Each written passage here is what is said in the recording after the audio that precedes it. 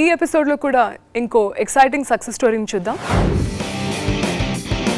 ఇన్ఫోటెక్గా ప్రస్థానం మొదలుపెట్టి ఆపై సైంట్గా బ్రాండ్ నేమ్ సాధించి తొలితరం పారిశ్రామికవేత్తగా ఎన్నో శిఖరాలను అధిరోహించి కేంద్ర ప్రభుత్వం ప్రకటించిన పద్మశ్రీ పురస్కారాన్ని అందుకోబోతున్న ప్రముఖ ఐటీ దిగ్గజం సైంట్ సంస్థల అధినేత BVR Mohan Reddy success story ఇప్పుడు చూద్దాం.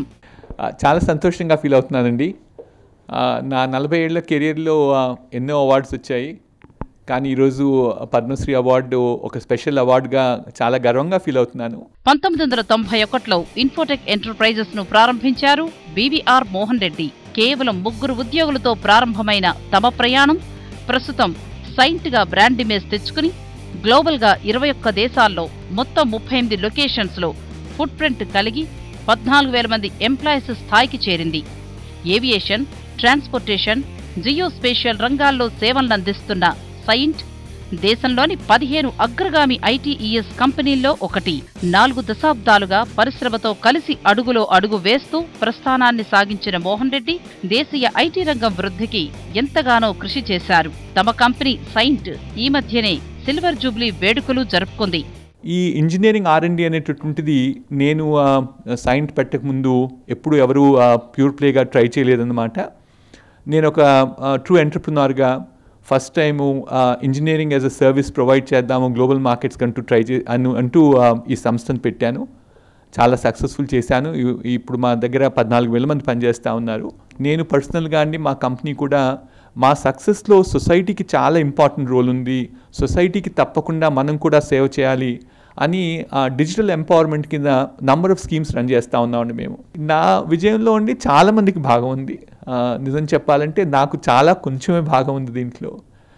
నాతో ఈ సంస్థలో 14,000 మంది పనిచేస్తారండి. వీళ్ళంతా రిలెంట్లెస్గా పనిచేస్తారు. రోజు పగలంటూ రాత్రంటూ లేకుండా పనిచేస్తారు. గతంలో నాస్కామ్ ఎగ్జిక్యూటివ్ కౌన్సిల్ మెంబర్గాను, వైస్ చైర్మన్గాను బాధ్యతలు నిర్వహించారు మోహన్ రెడ్డి.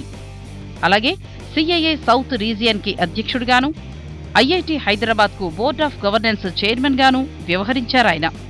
జేఎన్టీయూ నుంచి గౌరవ డాక్టరేట్, హైదరాబాద్ మేనేజ్మెంట్ అసోసియేషన్ నుంచి లైఫ్ టైమ్ అచీవ్మెంట్ అవార్డును అందుకున్న ఆయన తెలంగాణ ప్రభుత్వం అత్యంత ప్రతిష్టాత్మకంగా చేపట్టిన టీ హబ్ ప్రాజెక్టు వెనుక కూడా కీలక బాధ్యతలు వహిస్తున్నారు.